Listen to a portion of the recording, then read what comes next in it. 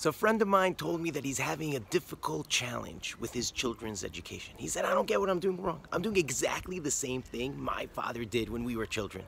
And look at us, we turned out okay. But my child is just not responding the same way as we did. Where am I going wrong? So I told him, you know what you're doing wrong is the fact that you're doing exactly the same thing that your father did.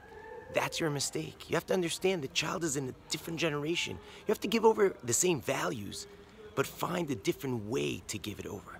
We learned this in this week's Torah portion from Moshe Rabbeinu. Hashem tells him to take his stick and to speak to the rock. But Moshe Rabbeinu takes his stick and hits the rock exactly the same way he did 40 years ago. And Hashem tells him, you can no longer merit to go into the land of Israel to lead the people there. Because it's a new generation. 40 years ago, it was a generation that was used to the stick and the miracles of the stick. And that was one way of communicating with them.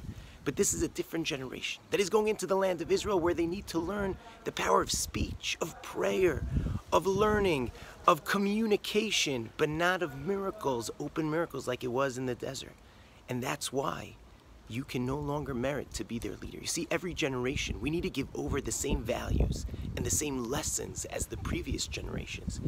However, we need to find a new way to communicate it to the following generation. Shabbat Shalom from Jerusalem.